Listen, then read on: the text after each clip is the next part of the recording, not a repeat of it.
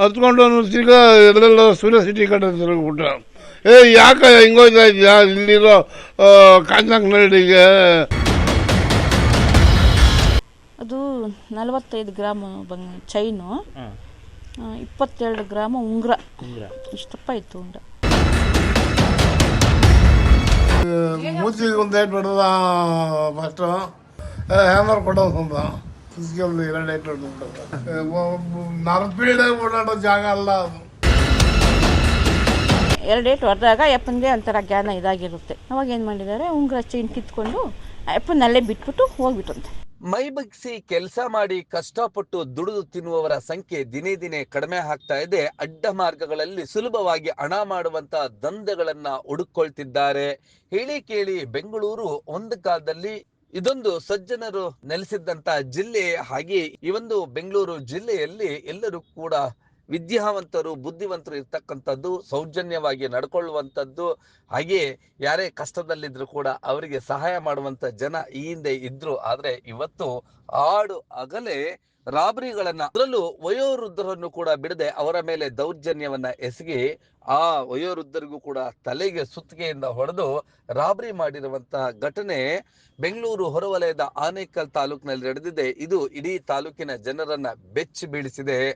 ತಾಲೂಕಿನ ಅತಿ ಹೆಚ್ಚು ಕ್ರೈಮ್ಗಳು ನಡೆಯುವಂತಹ ಸ್ಟೇಷನ್ ಅಂತಲೇ ಕುಖ್ಯಾತಿ ಗಳಿಸಿರುವಂತಹ ಸೂರ್ಯ ಸಿಟಿ ಪೊಲೀಸ್ ಸ್ಟೇಷನ್ ವ್ಯಾಪ್ತಿಯಲ್ಲಿ ವಯೋವೃದ್ಧನೋರ್ವನನ್ನ ಡ್ರಾಪ್ ಮಾಡುವಂತ ನೆಪದಲ್ಲಿ ಆಟೋ ಚಾಲಕ ಮತ್ತು ಅವನ ಸ್ನೇಹಿತ ಆಟೋಗೆ ಹತ್ತಿಸ್ಕೊಳ್ತಾರೆ. ಆ ವಯೋವೃದ್ಧ ಔಷಧಿ ತಗೊಂಡ್ ಬಂದ ನಂತರ ಮತ್ತೆ ಅವರನ್ನ ಡ್ರಾಪ್ ಮಾಡುವಂತ ನೆಪದಲ್ಲಿ ಆತನನ್ನ ಸುಲಿಗೆ ಮಾಡ್ತಾರೆ ಮತ್ತು ಆತನ ತಲೆಗೆ ಸುತ್ತಿಗೆಯಿಂದ ಹೊಡಿತಾರೆ. ಏನಕ್ಕೆ ಸುಲಿಗೆ ಮಾಡೋದಕ್ಕೆ ಮತ್ತು ಅವ್ರ ಹತ್ರ ಏನೆಲ್ಲ ಸುಲಿಗೆ ಮಾಡಿದ್ರು, ಈ ಒಂದು ವಯೋವೃದ್ಧನ ವಯಸ್ಸೆಷ್ಟು ಮತ್ತು ಆತನ ಸ್ಥಿತಿಗತಿ ಏನು ಅನ್ನೋದನ್ನ ಎಲ್ಲವನ್ನು ಕೂಡ ದೃಶ್ಯಗಳಲ್ಲಿ ನೋಡೋಣ ಬನ್ನಿ. ನಾನು ಹೋಗಿ ಔಷಧಿ ಬೇಕಾಗಿತ್ತು, ತಗೊಂಡಿದ್ದು ಬಂದೆ. ಅನೇಕರು ಬಂದು ಬರ್ತಾ ಇದ್ದೀನಿ, ಹಿಂದೆನೇ ಅವನೇ ಅದೇ ಆಟೋದಲ್ಲೇ ನಾನು ಹೋಗಿದ್ದು ಇಲ್ಲಿಂದ. ಅದೇ ಆಟದಲ್ಲೇ ನನ್ನ ಮಗ ಕಾಯ್ಕೊಂಡೆ ಅವನೇ ನನಗೆ ನೋಡೋನು. ಚೈನು, ಕತ್ ಚೈನು 40 ಗ್ರಾಮ್, ರಿಂಗು 16 ಗ್ರಾಮ್. ಮೂತಿಗೆ ಒಂದು ಏಟ್ ಹೊಡೆದ ಫಸ್ಟು, ಹಂಗೆ ರಕ್ತ ಬಂದ್ಬಿಡ್ತು.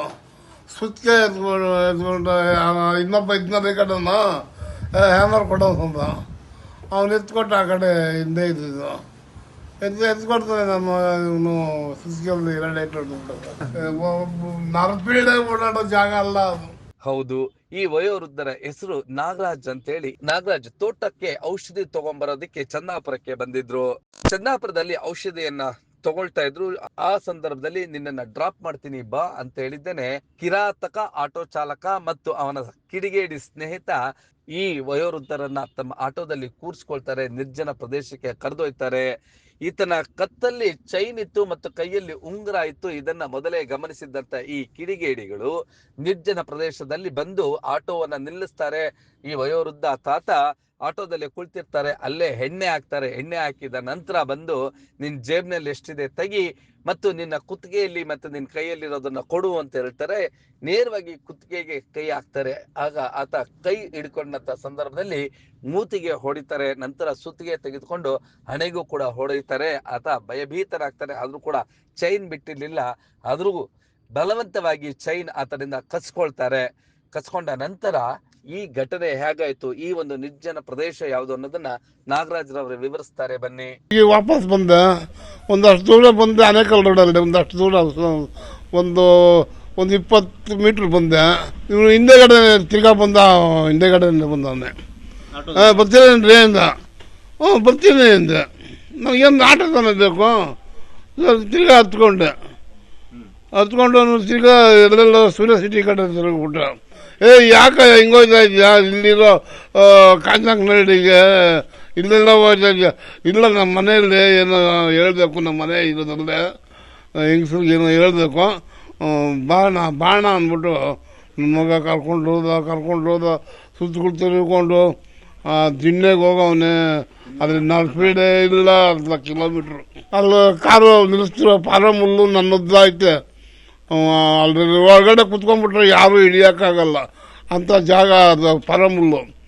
ಆಮೇಲೆ ಅಲ್ಲಿ ನಿಲ್ಲಿಸಿದ ಕಾರು ಯಾರೂ ಇಲ್ಲ, ನಿಲ್ಲಿಸ್ತಾನು. ಆಮೇಲೆ ಎದ್ದು ದುಡ್ಡು ಎಷ್ಟಿದೆ ಅಂತ, ದುಡ್ಡು ಯಾಕೆ ಕೊಡಬೇಕು, ನಿನಗೆ ಕೊಡಬೇಕು ಬಾಡಿಗೆ ಕೊಡ್ತೀನಿ. ಅಲ್ಲೇ ಸೆಂಟ್ರಲ್ ದಾರಿಲ್ಲೇ 100 ರೂಪಾಯಿ ಇಸ್ಕೊಂಡ್ರು. ಅದು ಯಾರೋ ಆ ಡಾಕ್ಟ್ರು ಅಲ್ಲೇ ದುಡ್ಡು ಕೊಡು ಅಂತ 100 ರೂಪಾಯಿ ಅಲ್ಲಿ ಇಟ್ಕೊಂಡು ಅಂತಂದ್ರು. ಅಲ್ಲಿ 100 ರೂಪಾಯಿ ಕೊಟ್ಟೆ ಸೆಂಟ್ರಲ್ ದಾರಿಲಿ. ಆಮೇಲೆ ಎತ್ತು ದುಡ್ಡು ಅಂತ. ಆಮೇಲೆ ನಾನು ಇರ್ತಿಲ್ಲ, ಸರಿ ಉಂಗುರ ಕಿತ್ಕೊಂಡ್ಬಿಟ್ರೆ ಇನ್ನೊಬ್ಬ. ಉಂಗುರ ಕಿತ್ಕೊಂಡ್ಬಿಡ್ತಾನೆ, ಇವನು ಚೈನಿಗೆ ಕೈ ಹಾಕಿದಾಗ ನಾನು ಕೈಗೆ ಹಿಡ್ಕೊಂಡು ಬಿಗಿಯಾಗೆ. ಆವಾಗ ಅಲ್ಲೇ ಸುತ್ತಿಗೆ ಎತ್ಕೊಳ್ಳೋದ, ಸುತ್ತಿಗೆ ಎತ್ಕೊಟ್ಟ ಅವನು. ಬಿಚ್ಕೊಂಡ್ರು, ಕಿತ್ಕೊಳ್ಳಿಲ್ಲ, ಅದು ಥ್ರೆಡ್ಡು ಬಿಚ್ಕೊಂಡ್ರು. ಎಷ್ಟು ಗ್ರಾಮ್ ಇತ್ತು chain? Chain 45 gram. Ring? Ring 22 gram. ಕಿತ್ಕೊಂಡು ಅಲ್ಲೇ ಬಿಟ್ಟು ಹೋಗ್ಬಿಟ್ರೆ ನಿಮ್ಮನ್ನ? ಅಲ್ಲ ಇದ್ಕೊಂಡ್ಬಿಟ್ಟು ದುಡ್ಡು 2800 ರೂಪಾಯಿ. ಚಂದಾಪುರಕ್ಕೆ ಹೋಗಿದ್ದು, ಏನು ಔಷಧಿ ಟ್ಯಾಬ್ಲೆಟ್ ಕೊಡಬೇಕು ಅಂತ. ಇಲ್ಲ, ತಿರ್ಗಾ ನೋಡಲಿಲ್ಲ ನಾನು. ಅಲ್ಲಿ ಹಿಂದೆ ಬಂದಾಗ ನಾನು ಮುಂದೆ ಹೋಗ್ತಾ ಇದ್ದೀನಿ, ಈ ಕಡೆ ಬರ್ತಾ ಇದ್ದೀನಿ ಚಂದಾಪುರ ಸರ್ಕಲ್ ಕಡೆ. ಹಿಂದೆನೇ ಬಂದವನೇ ಅವನು. ತಿರ್ಗಾ ಅವನು ಅಲ್ಲೇ ಎಲ್ಲೋ ಕಾಯ್ಕೊಂಡಿದ್ದ ಅವನು. ಹೌದು, ಹೀಗೆ ಆಡು ಹಗಲೇ ಅದು ಸೂರ್ಯ ಸಿಟಿ ಪೊಲೀಸ್ ಠಾಣೆ ವ್ಯಾಪ್ತಿಯ ಕಿತ್ಗಾನಹಳ್ಳಿಯಲ್ಲಿ ನಡೆದಿರ್ತಕ್ಕಂಥ ಘಟನೆ. ನಿರ್ಜನ ಪ್ರದೇಶಕ್ಕೆ ಆತನನ್ನ ಆ ಒಂದು ಫಾರಂ ಹುಲ್ಲು ಬೆಳೆಯುವಂತ ಸ್ಥಳಕ್ಕೆ ಕರೆದೊಯ್ದು ಆತನ ಮೇಲೆ ಹಲ್ಲೆಯನ್ನ ನಡೆಸಿ ಭಯಭೀತರಾಗುವಂತೆ ಮಾಡಿ ಅವರಿಂದ ಚೈನ್ ಮತ್ತು ಉಂಗುರವನ್ನ ಕಸಿದುಕೊಂಡು ಅವರ ಬಳಿ ಇದ್ದಂತ 2500 ರೂಗಳನ್ನು ಕೂಡ ಕಸಿದುಕೊಂಡು ಪರಾರಿಯಾಗಿದ್ದಾರೆ. ಇದರ ಬಗ್ಗೆ ಮನೆಯವರು ಕೂಡ ಆತಂಕವನ್ನ ವ್ಯಕ್ತಪಡಿಸಿದ್ದು ಹೀಗೆ. ಯಜಮಾನ್ರೇ ಆಗ್ಬೇಕು. ಏನಾಯ್ತು, ಹೆಂಗಾಯ್ತು ಅಂತದ್ದು? ಇದು ಅವನ್ನೇ ಕೇಳಬೇಕು. ಇಲ್ಲೆಲ್ಲ ಮೂಗ್ದಾರಿನಲ್ಲಿ ಆಟ ಹತ್ತಿರೋದವ್ರು. ಎಲ್ಲಿ ಹೊರಟಿದ್ರಂತೆ ಆಗ? ಇವರು ಏನೋ ನನಗೆ ಮೆಡಿಸಿನ್ ಬೇಕು ಅಂತ ಅವ್ರಿಗೆ ಹೇಳಿ ನನಗೆ ಎಲ್ಲ ವೀಕ್ನೆಸ್ಸು ಹೇಳ್ಬಿಟ್ಟಿದ್ದಾರೆ. ಯಾರು ಆಟೋದವನಿಗೆ? ನಾನು ಡಯಾಲಿಸಿಸ್ ಪೇಷಂಟನ್ನು ಹೇಳಿದ್ದಾರೆ.